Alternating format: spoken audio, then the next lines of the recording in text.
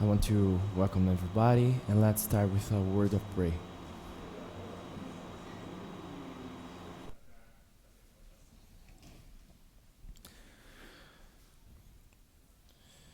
Dear God, we thank you for the opportunity to meeting our friends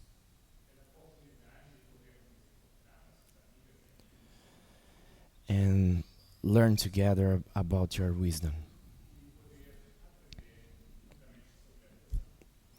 We're gonna want to thank you about your history and your knowledge that brings a lot of information that we need today.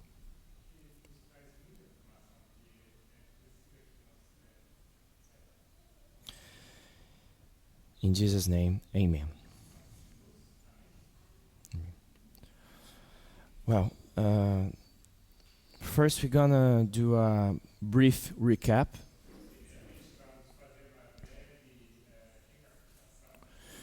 We were talking about the progress of deception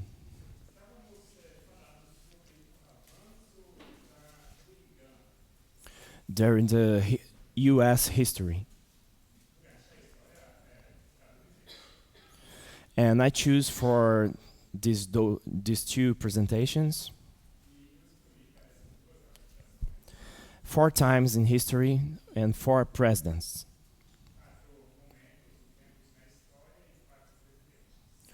We have started with McKinley and Roosevelt that show us not only the manifest destiny,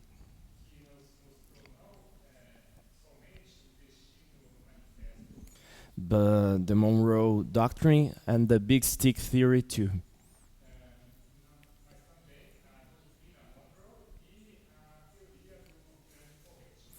And we can see a lack of argument here because we started with a, um, a destiny made by providence,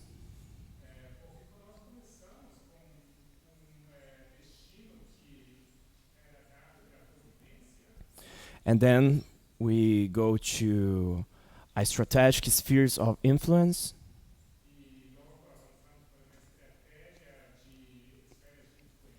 that are being constructed by power, even with a soft talk.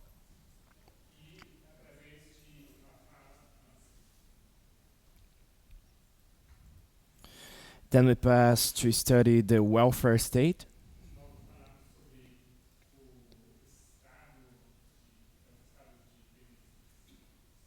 de bem-estar,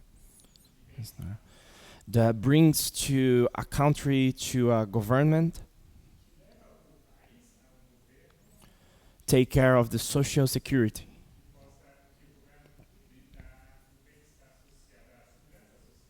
Yes.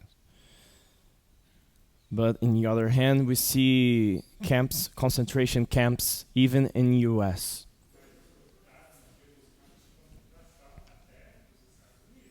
Yes. And in each part of that history, we see controversial relations with the Latin America.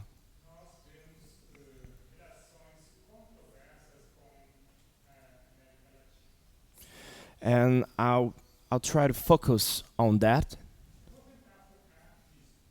to bring a conclusion with the nowadays presidency.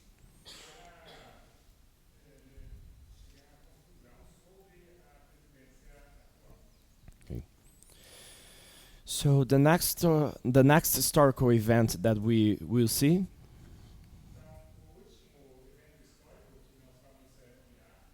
is in the 60s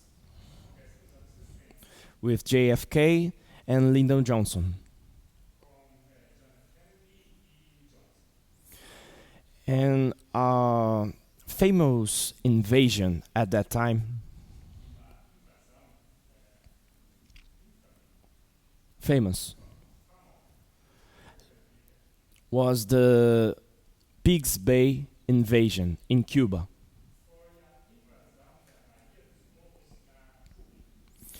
But here I brought a Times Magazine report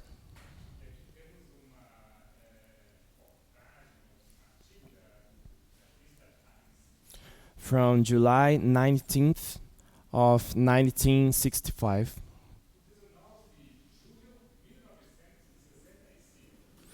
that said when the invasion ended in failure, Mr. Kennedy was severely shaken.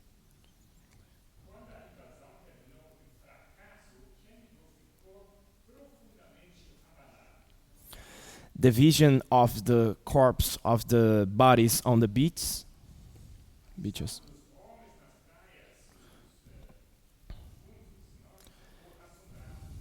That man would fought so bravely and now would be shot down like dogs or carried to Castro's prisons.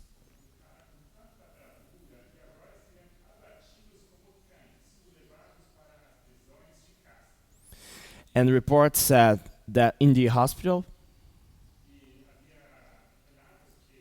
no, the Times Magazine report said, when the president was in the hospital, tears would fill his eyes and roll down his cheeks.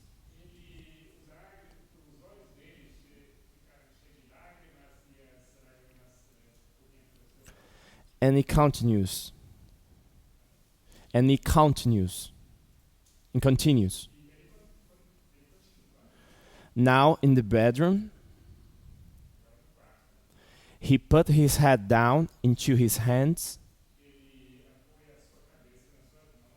and almost sobbed, almost fell.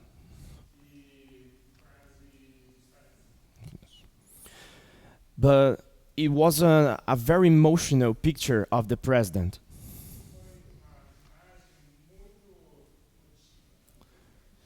That people would think,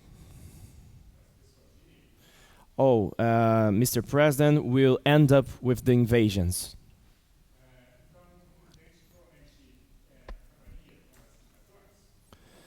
But again, the worst instincts prevailed.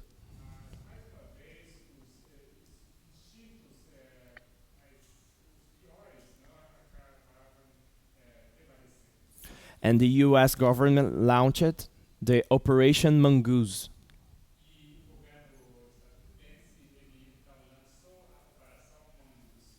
which continued trying to murder Fidel Castro.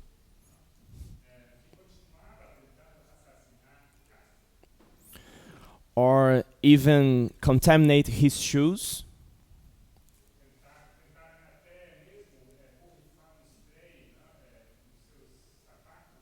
with a radioactive element, which they believed would cause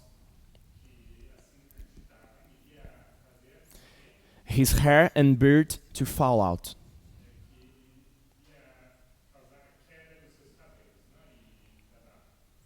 And at the same time of a military and financial support to Brazil,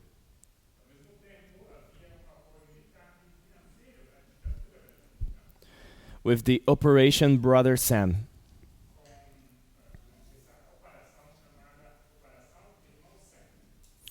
The operation started by the economic interests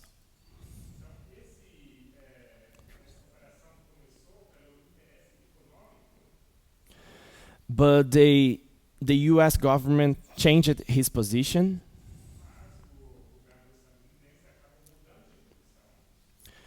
when in early 1962 Brazil's president João Goulart take a position refusing to completely endorse the US position on Cuba.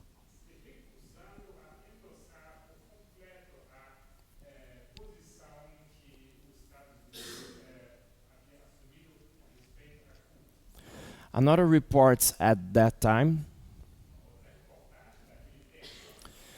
says that JFK, in a document,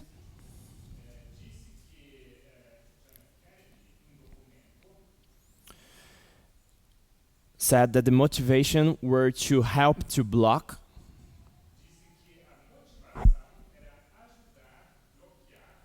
a major disaster here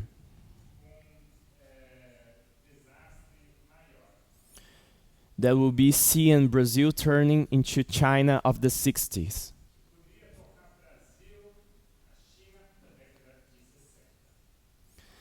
And he said directly,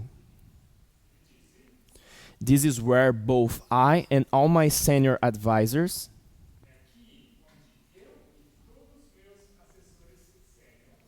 believe that our support should be placed.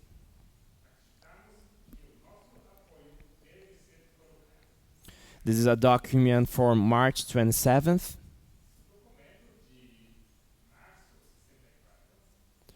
4 days before 4 days before the coup.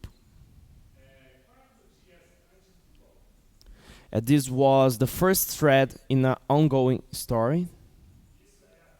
Thread. That explains how the last dictatorship had the complicity and support of the United States.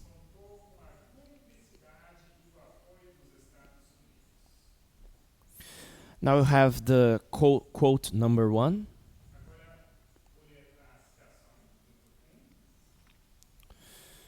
This is from a theory from a master's degree.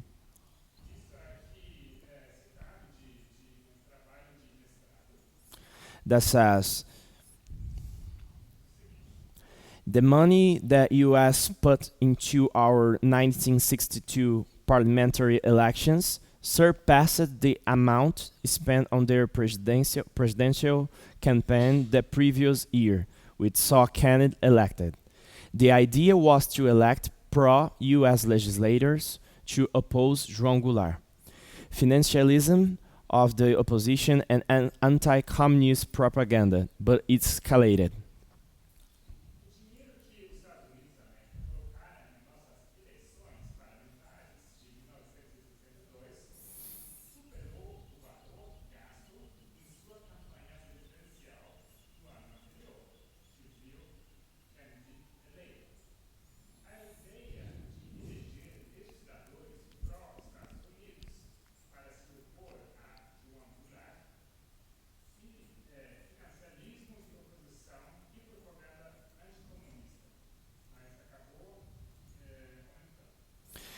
The decision was made to support a coup which would happen later, in April or May of 1964. But when events came to a head on March 31, Gordon, the American ambassador to Brazil, intervened so that the then U.S. President Lyndon Johnson would immediately recognize the legitimacy of the new government, he said.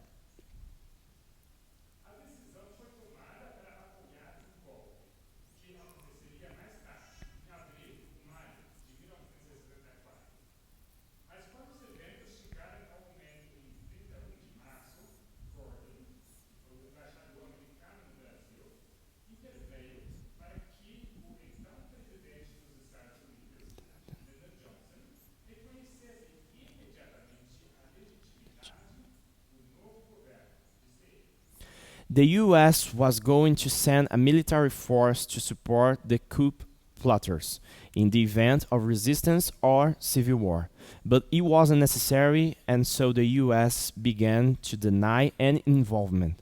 He explains. The U.S. then opened their financial taps to Brazil's military regime, helping to build major projects such as the Trans-Amazon Highway and the Rio-Niterói Bridge, leading to an increase in Brazil's foreign debt.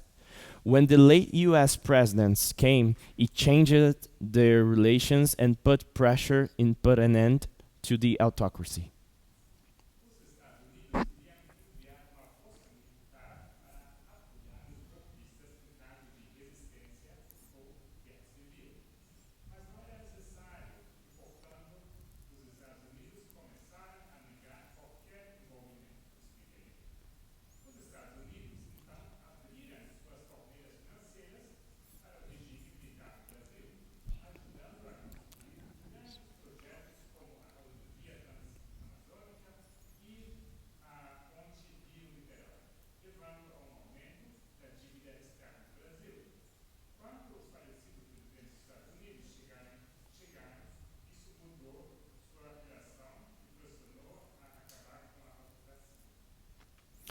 And all of this happens during the dispute of civil rights acts. All of this happened during the dispute of civil rights acts.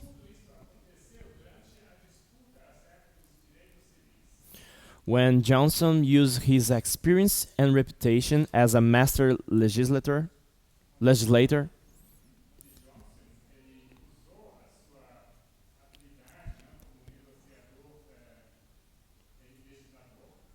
to navigate the bill through a long Senate debate.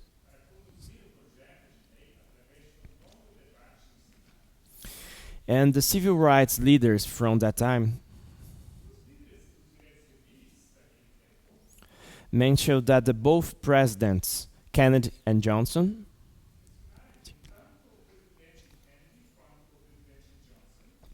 individually communicated their struggle for the approval of the Civil Rights Act.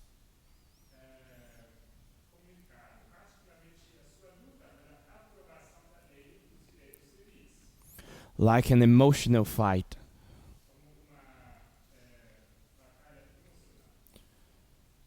As the same as Mr. Kennedy tears dropping with the invasion failure.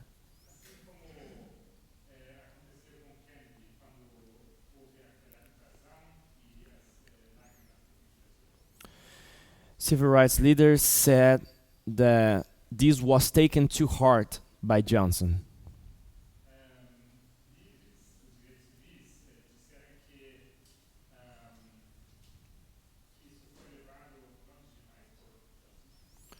Was taken to heart.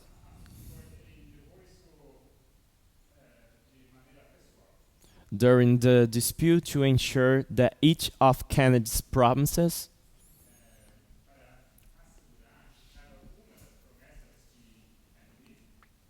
were accepted after his death. Yes. So we see a picture of emotion and of deception at the same time.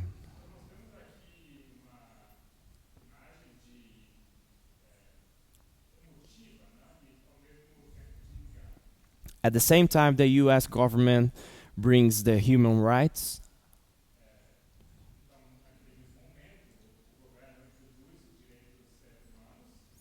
And decrease these same human rights to Latin America.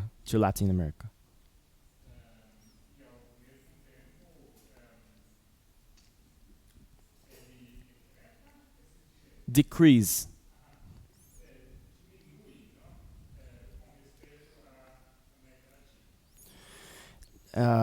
Brazil passes through a 21th dictatorship. 21 years of dictatorship.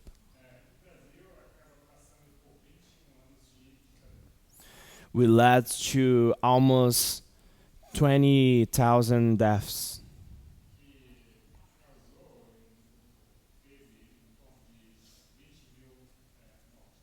And missings. According to the nowadays database.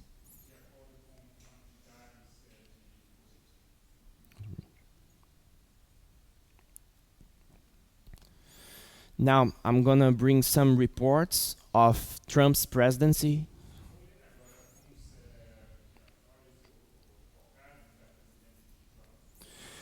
That mixed the feelings that the former presidents brought to the U.S.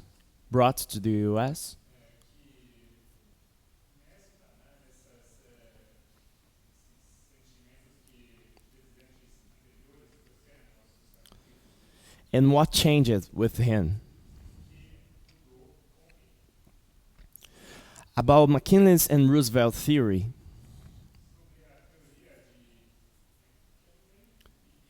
Roosevelt's. The big stick theory. A question, a struggle with Venezuela was established in that time.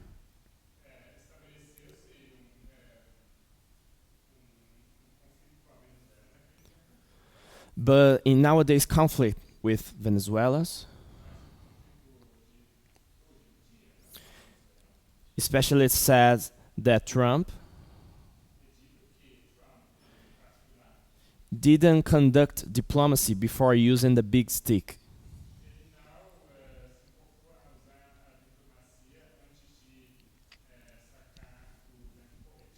He just used the big stick. Moving to FDR presidency. This quote is a Foreign Affairs article, which are in the 2026 risks.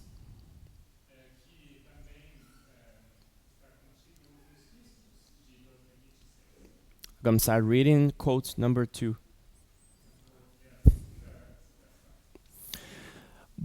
It's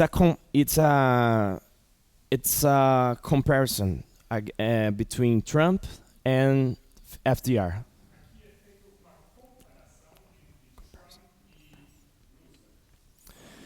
Both presidents broke norms and precedents. Roosevelt ended the two-term tradition, a norm so significant it was later codified in the Constitution, and challenged Descartes' institutional role. But he did not defy judicial rulings or contest electoral outcomes.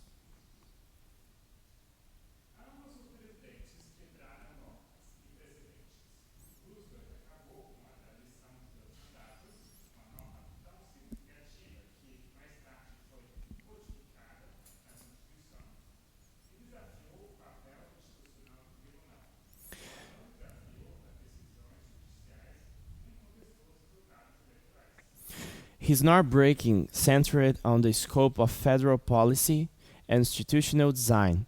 Trump has already tried to overturn an election, routinely casts adverse court rulings, prosecutions, and media scrutiny as illegitimate, and describes domestic critics, including independent media, judges, and political opponents, as enemies of the people.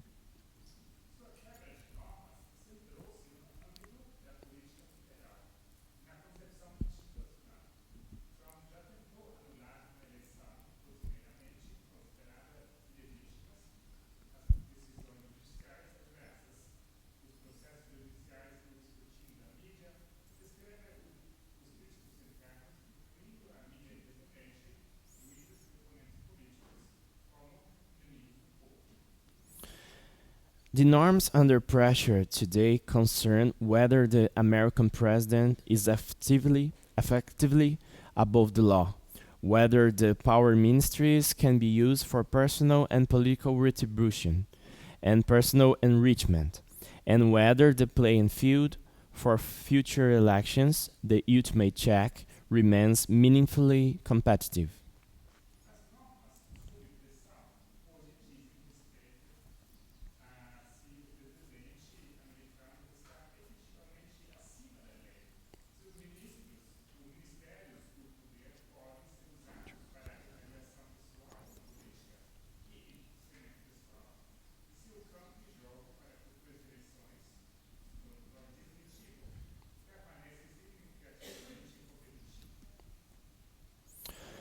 So we see a norm breaking in these two presidencies.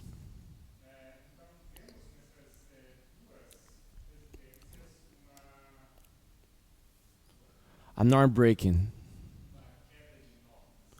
But only in the late one, we see enlargement of president authority.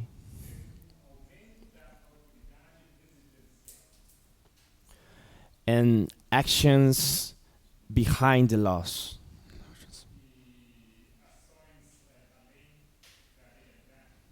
Por trás. Yes.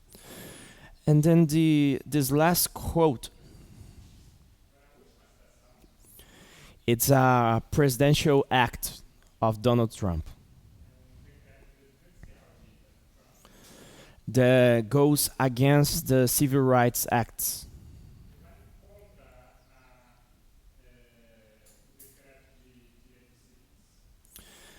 I'm gonna start reading. Section 1, Purpose. A bedrock principle of the United States is that all citizens are treated equally under the law. This principle guarantees equality of opportunity, not equal outcomes. It promises that people are treated as individuals, not components of a particular race or group. It encourages meritocracy and colorblind society, not race or sex-based favoritism. Adherence to this principle is essential to creating opportunity, encouraging achievement, and sustaining the American dream.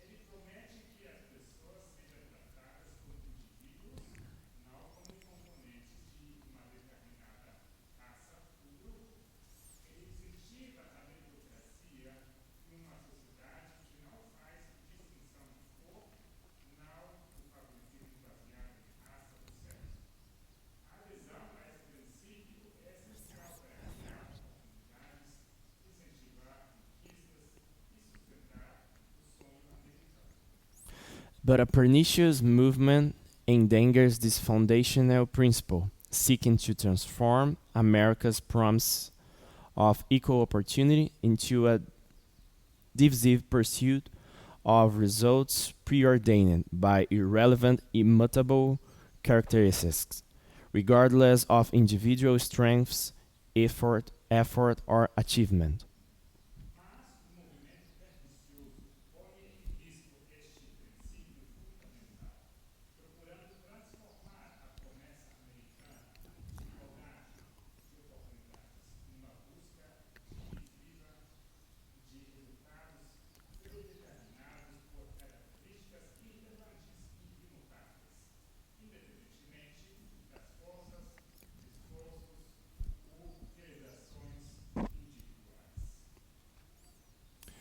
So, even with a beautiful language,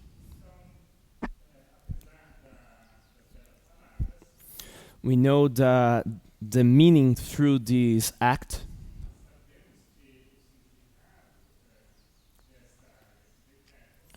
It is a clear fight against human rights.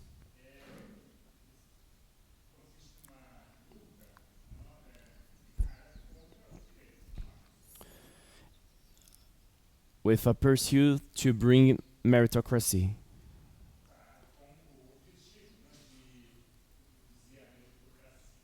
And not equality. In not equality.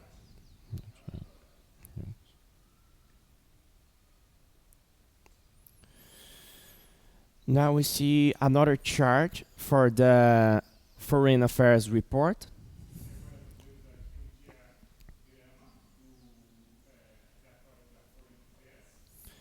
That is called the Donroe Doctrine in Action.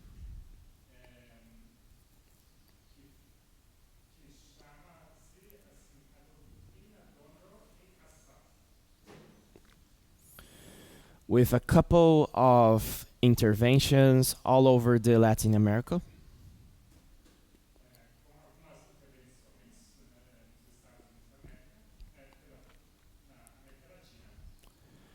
Venezuela's intervention we already pointed out.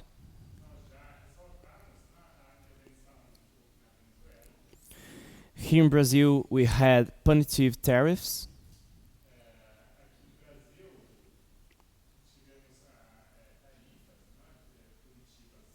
And sanctions on Supreme Court justice.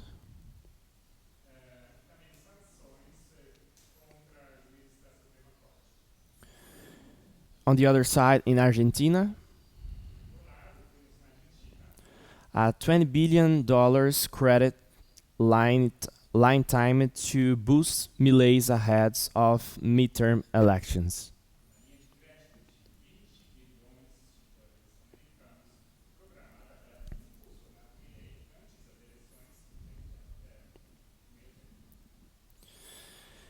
In El Salvador, as the same in Argentina, the White House visit, upgraded, and travel advisory payments for deportee detations.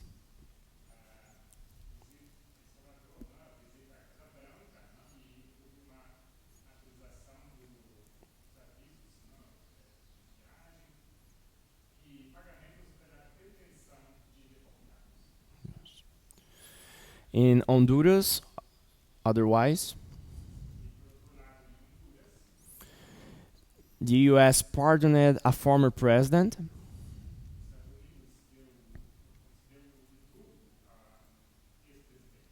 which was a dictator,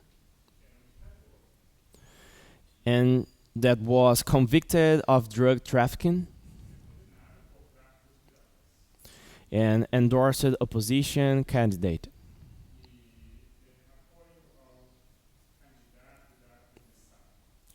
which is now a president elected. It's controversial when we look to Venezuela.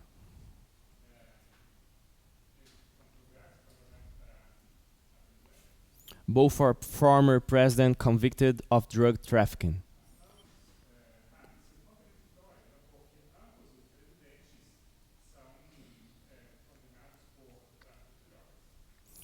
In Colombia, it certified the president as a drug war partner. Decertified.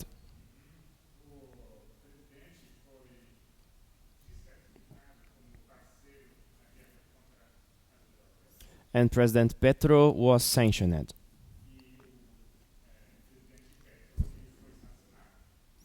In Panama,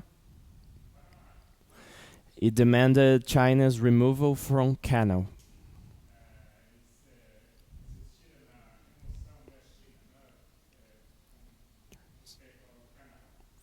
And all over we see sanctions and tariffs. Yes, but not with their allies, which would be El Salvador's and Argentina. So the same thing that we see through history,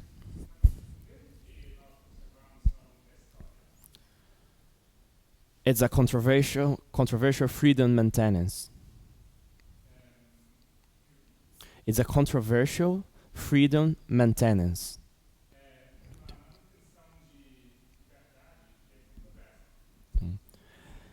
So we could ask, what changed now?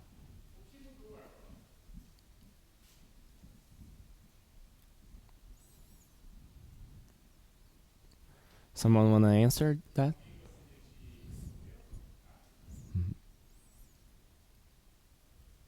Or add a comment?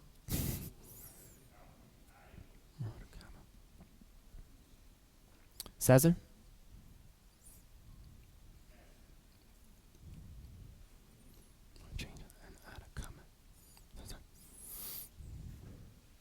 It's just a question. I don't. No. Okay. Yeah. No. The U.S. Yeah. Previously, they intervened military before. Yes. Okay. No. I just answered my own question. I just remember that. Yeah. The U.S. actually invaded other countries in Latin America military before.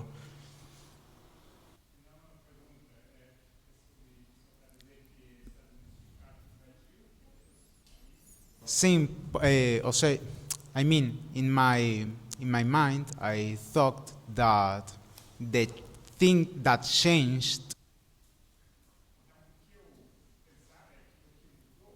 was that the U.S.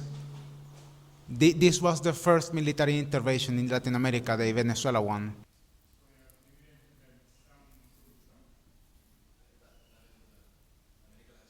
in America Latina. But actually, I think it's not because previously in other parts of Latin America, yeah, the U.S. intervened militarily.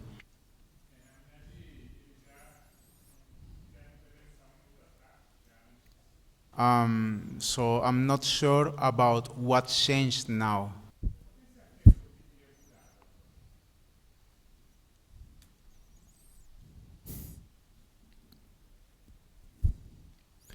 Yeah, we can see it through history. The every intervenence or every invasion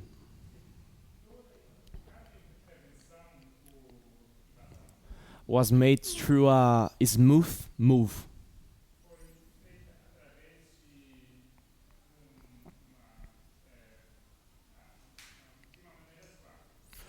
with a huge argument, yes, behind it. So we start with divine pursuit,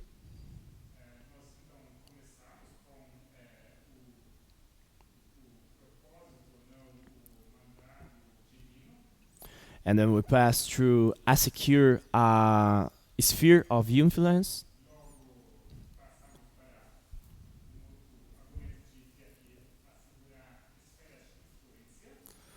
and then we pass through pull the communists away,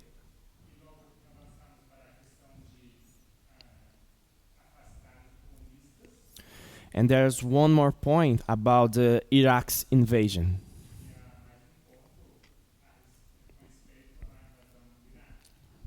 because they needed to fight against the terrorism.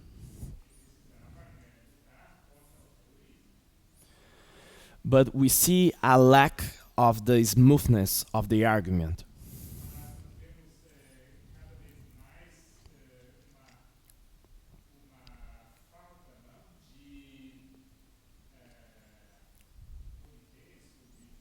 Mm. Because in Iraq we started that in Iraq's worldwide deny of their intentions.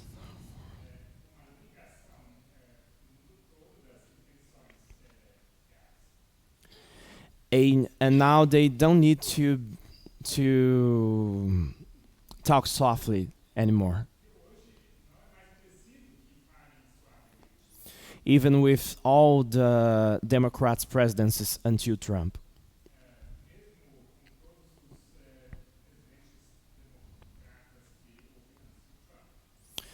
So I've drawn it a line and said that once there's a lack of argument,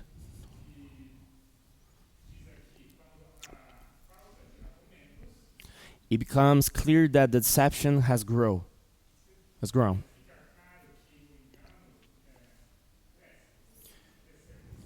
Which can mention the Revelations 13, verse 14. In Guadalupe presentations,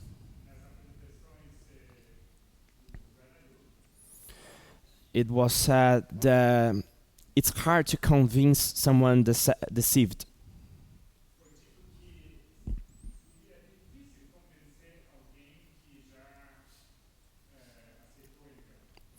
But among people are bringing that deception,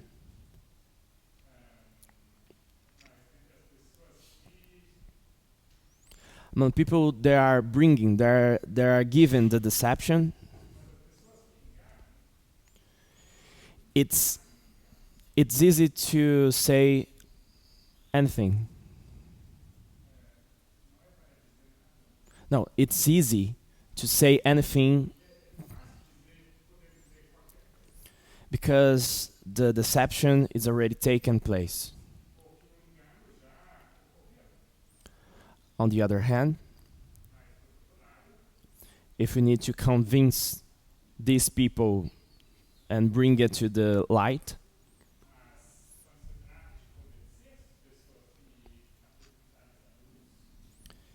it is very hard. So the US government nowadays, they they don't need to put pressure in it because the deception has grown.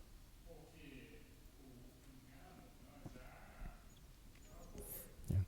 I'm not denying their own struggle in the past history,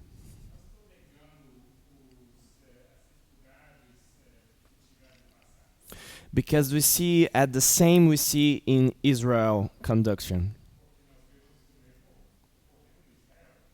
We see a good king and a bad king throughout the history.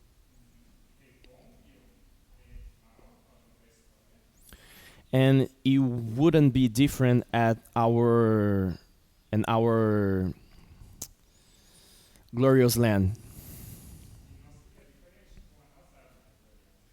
Sorry. Pedro? I want to know the deception would be what exactly?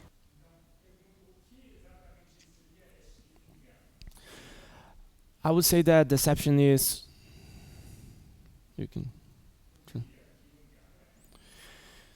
when you use when you make a bad action throughout a good argument and people doesn't see it. Like when the Japanese were arrested,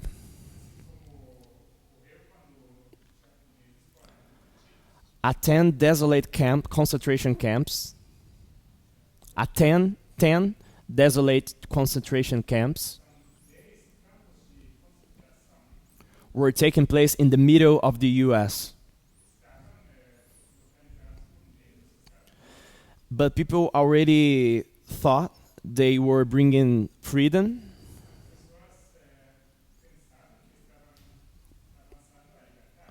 to a Nazi German.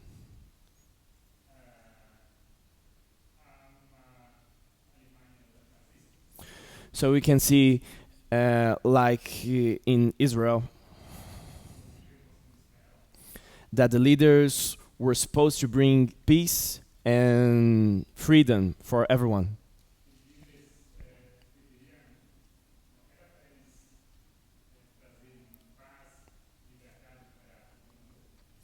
And they thought they were doing it even with murdering Christ.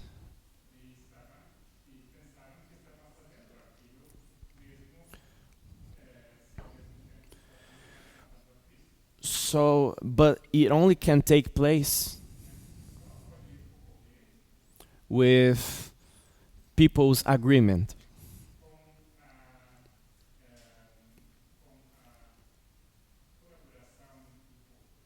So, if Trumps are seated on a poor throne,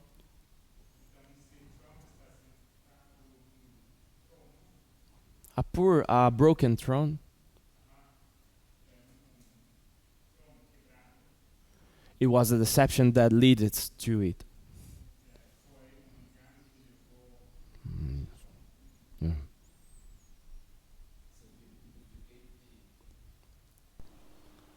You gave the example of they killed Christ. Yeah. And the people who killed Christ, they were in deception.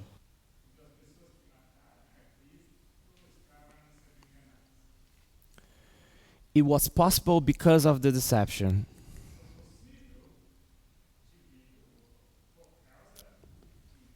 But I don't think the leaders were in it.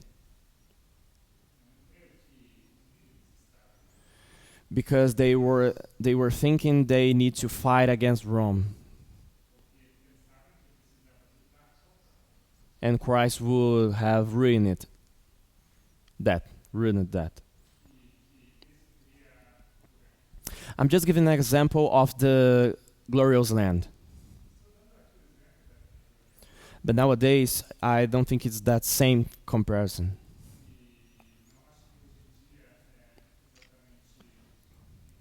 But what I'm trying to tell, that when that seventh king take place, it needs to construct it deception. But because if people are, I forgot the word to, bêbados. Yeah. If people are drunk in the seventh king,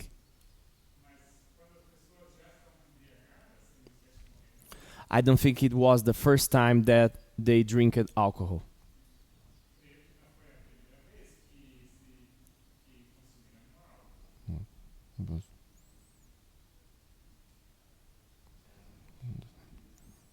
Question, but so the deception is when they have the conviction on their mistake or error in their ideas, no?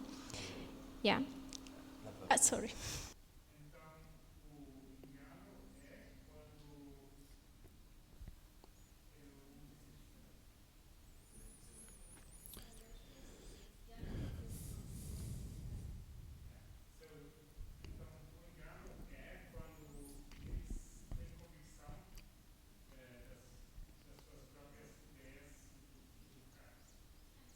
Because maybe I don't follow, but this deception is for the Americans or the intervening countries or the people in the intervening countries.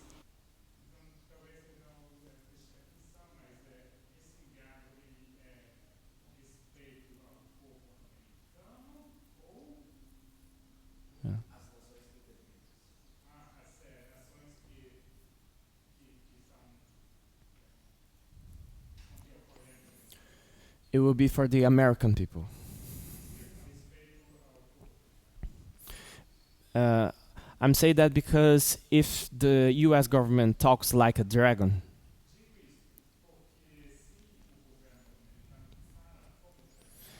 people needs to be used to it.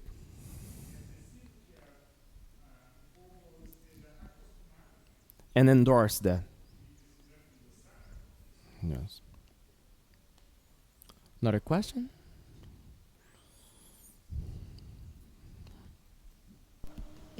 Nesse caso, você está falando do norte, da América do Norte. Yes, the United States people. Yeah. I was so colonialist, sorry.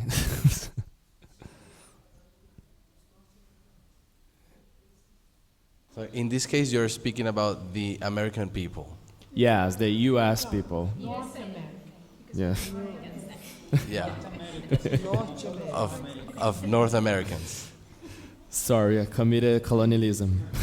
We got so used to say Americans Yeah. when it's North Americans. Yeah, of course. Mas North America e Canadá também. Yeah.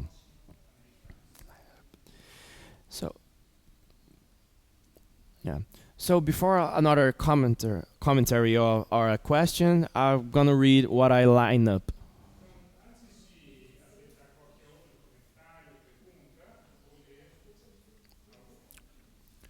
What I line up.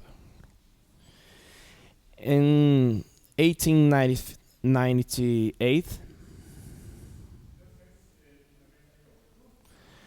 in American-Spanish War, the argument was a secure borders and people's freedom.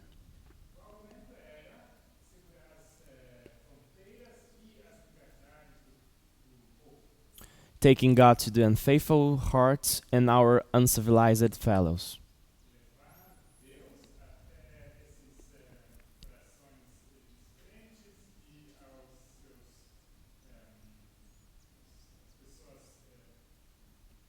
Não civilizado.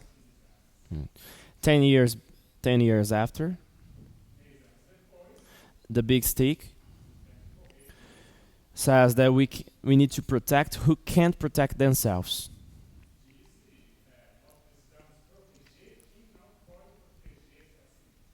With a soft talk and a big hand.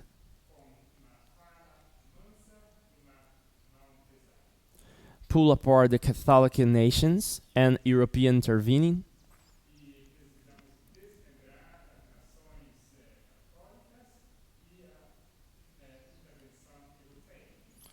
Then in 1942, Nipo-American concentration camps.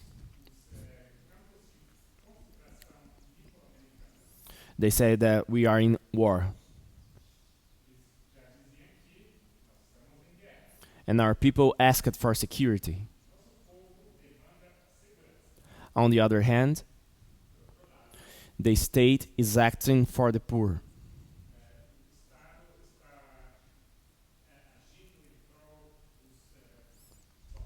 So the state is always acting for people and their interests.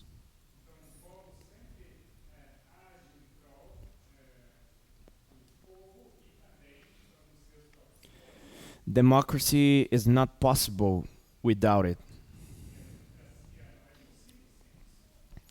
And then in 1964 is the anti-communist fight. That said, there's nothing worse than a communist nation.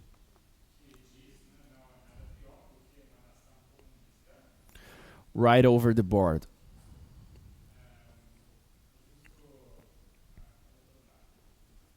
Like the Cuban was. Latin America doesn't know the risks.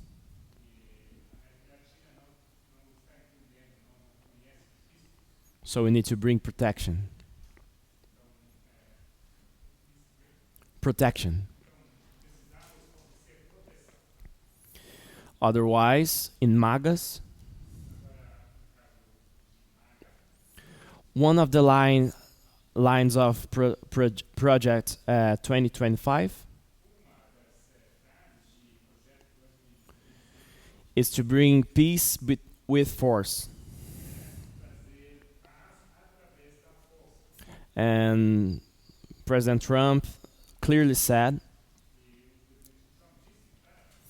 we do it, it's for our own good.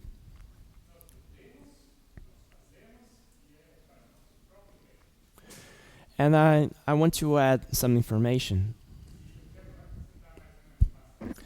In the World War I,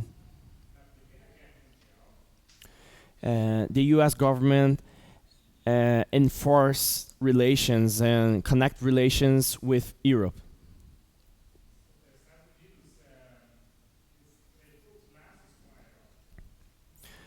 But now is the first time the US is open to an open fight against Europe.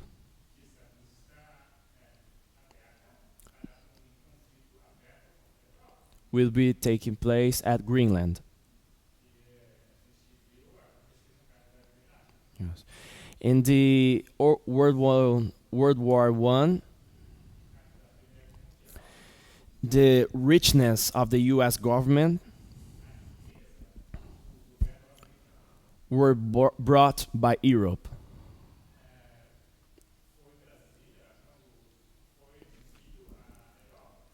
But now, when their pride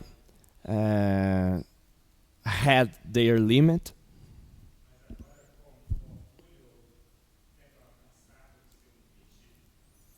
they are coming against their sellers.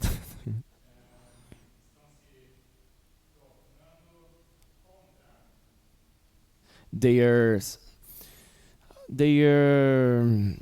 financial support, the former financial support.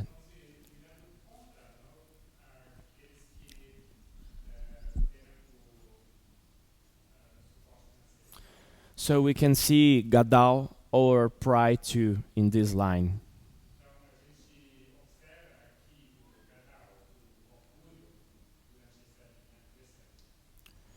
Turning back to the ones that supported you.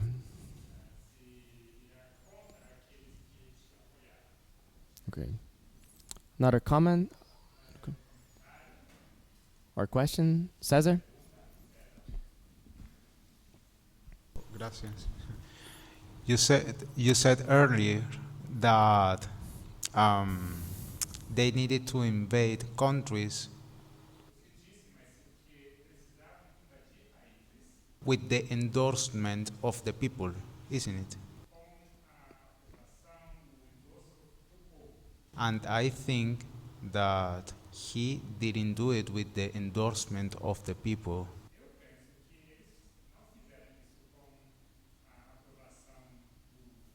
I know what you meant by that, and that, well, Donald Trump was elected, and etc., and MAGA movement has a really big support. I know what you meant about that, and is because MAGA has a really huge support.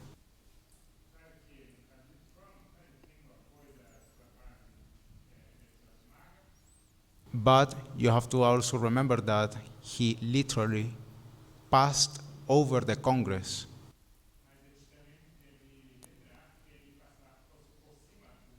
When he invaded Venezuela. And the Congress is the representation, literally the representation of the people.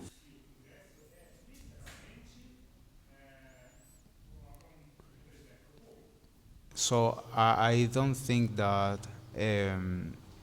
Donald Trump did it with the endorsement of the people, that invasion.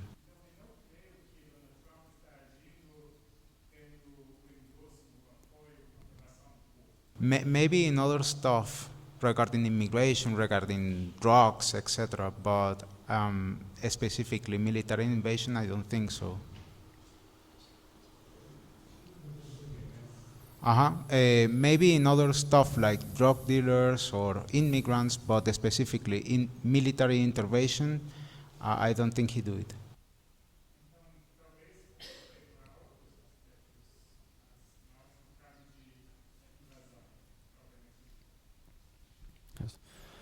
I think we can see two things in that. First one is a broken throne.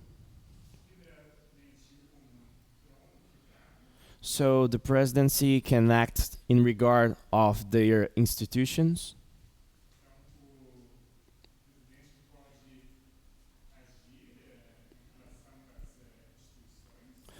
But in the former presidencies,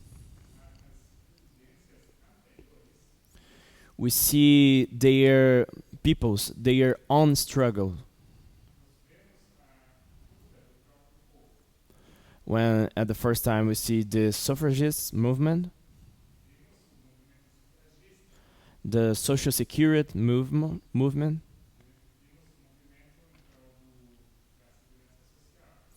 and the civil rights movement. So even with a disguise, an action disguise of the presidency,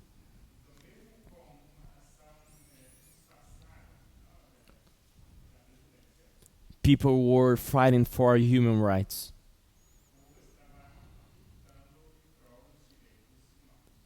Yes, different. Yes, that was. I'm not confronting Cesar's idea,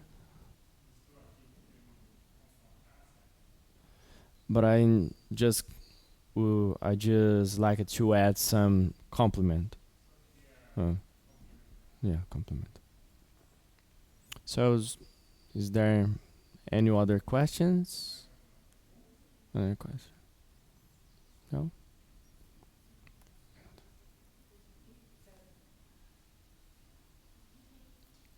So finally, what do you think about the Venezuela intervention? Good or bad? What do you have to say about that? My personal opinion. Oh, I know that Venezuelans reached I don't know how can I say that, but the worst situation possible.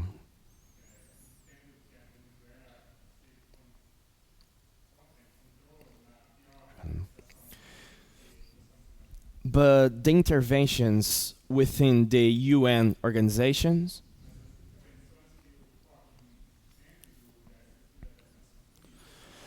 they have a legitimacy and they have a project.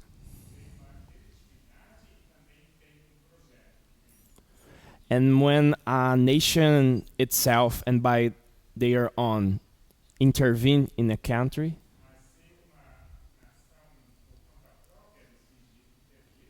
people there didn't see an opportunity for changing.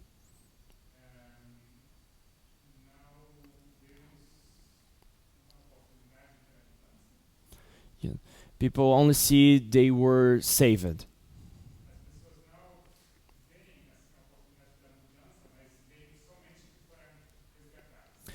So it's extremely difficult to rebuild a country with that viewing.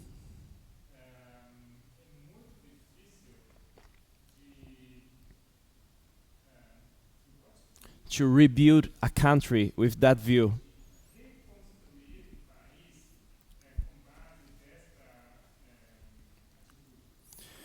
Using the example of the military dictatorship of Brazil,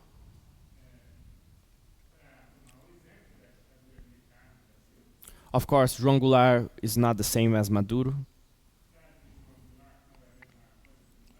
He wasn't a thief, he wasn't a human rights oppositor.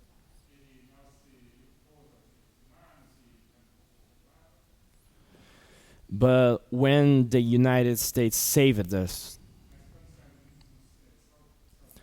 until now we are asking for this save, for this save.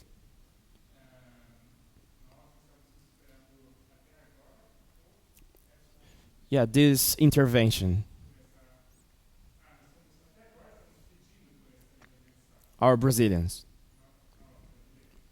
Because we don't see that we by ourselves can rebuild a country.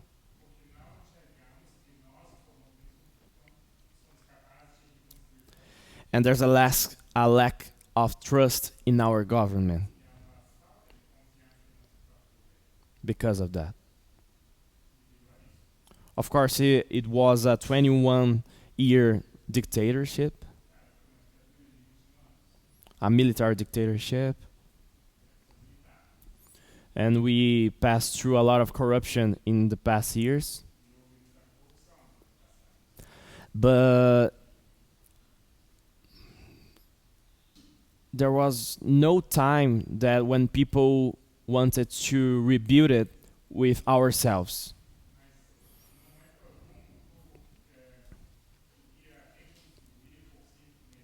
Because was a huge lack of trust in government.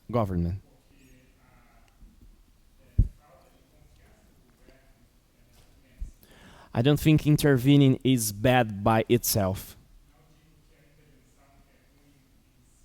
But there is a way to do it.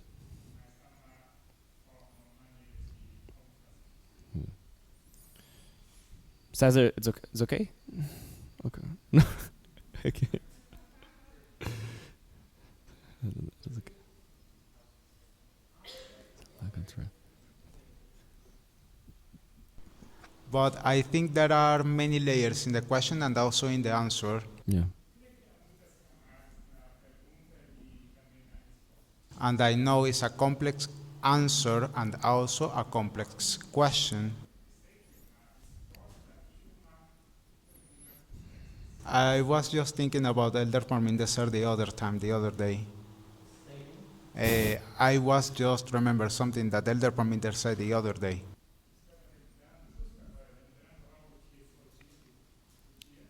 And I just want to remember, I just want to remind us about that very shortly.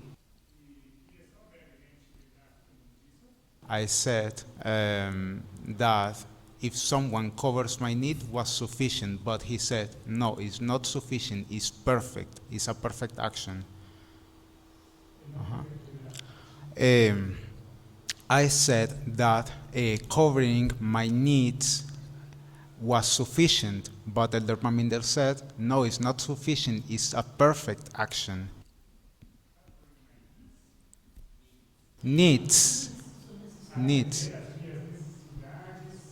Eu disse que cobrir as minhas necessidades era suficiente, mas ele diz que não, suficiente não é, mas era perfeito.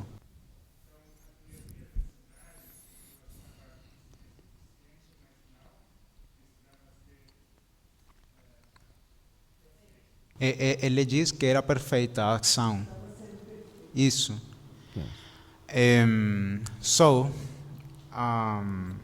just taking that into consideration, when you said that there is the intervention has to have some legitimacy,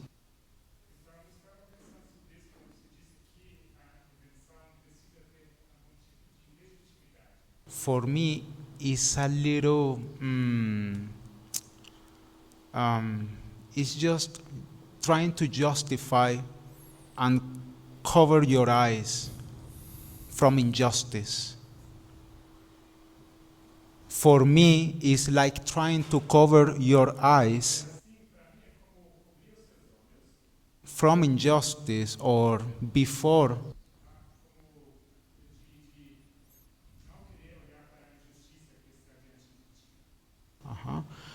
So, an injustice is happening and you are covering your eyes. But you say, no, there are some, I need to wait for a legitimate action.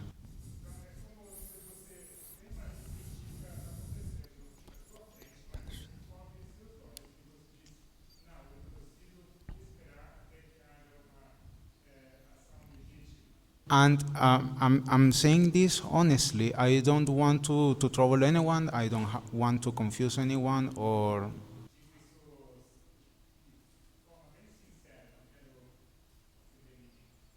I'm not a far right guy from thinking this. But I think it's not fully honest to use the legitimate action argument.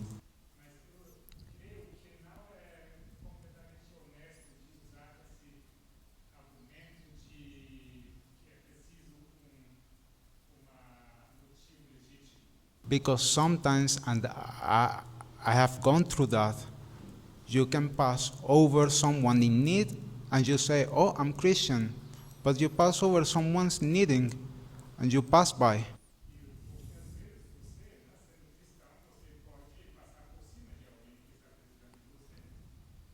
You know, sometimes you have to intervene because the important thing is the action.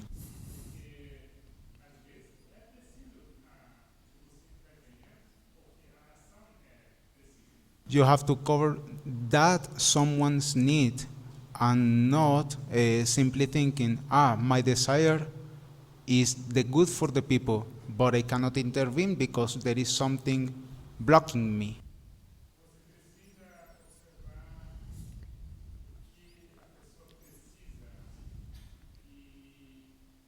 E atender às suas necessidades.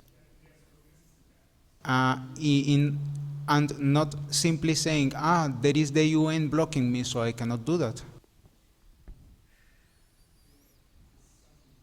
And not simply say that the UN is blocking me, so I cannot intervene.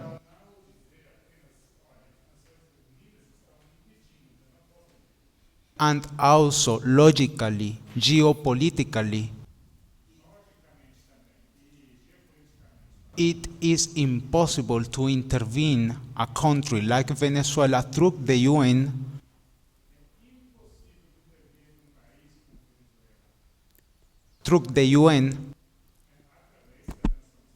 because you also have to remember that there is China and also Russia with veto power.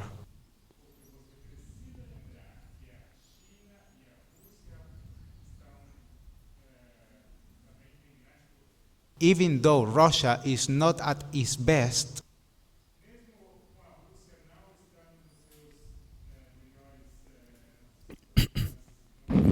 Russia has veto power in the UN, in the council, in the I forgot the name in English. The, that council with Great Britain, France, US, Russia, China, that council, the, G7. uh-huh. Yeah. No, the No. council within the UN, The Security Council. the Security Council, thank Yes. you. Remember that Russia and China has veto power in the Security Council. Yeah. Remember that Russia and China has power in the Security Council.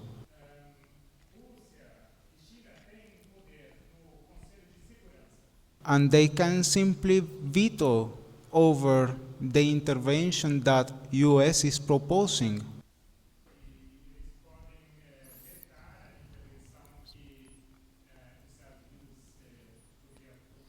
So geopolitically was not possible to do it through the UN. And I know that Donald Trump and the US, they are not doing it because they are all good guys. They are concerned.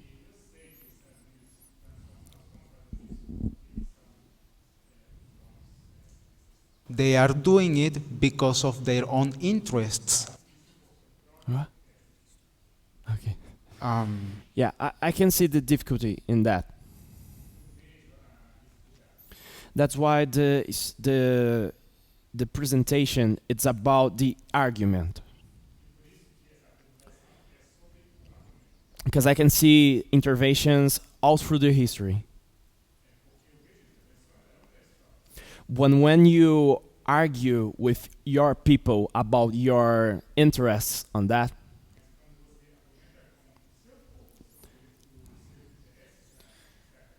they agree or not. But I see the struggle with the good acts of the King of the North.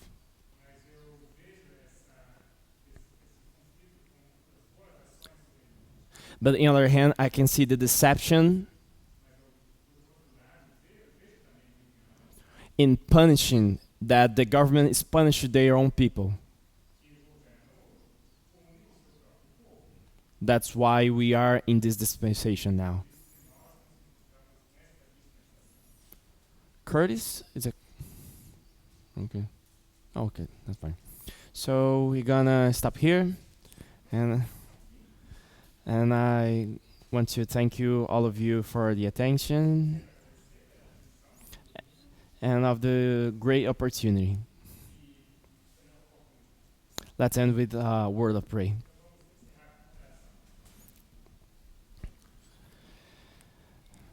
Dear God, we thank you again. Even with our lack of knowledge, with our personal struggles, we can see your hand. Please make us endorse whatever the information that are brought to us.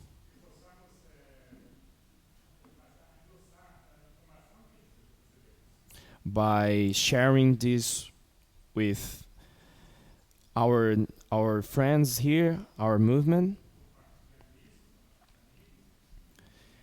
Because with that, we can get closer to you.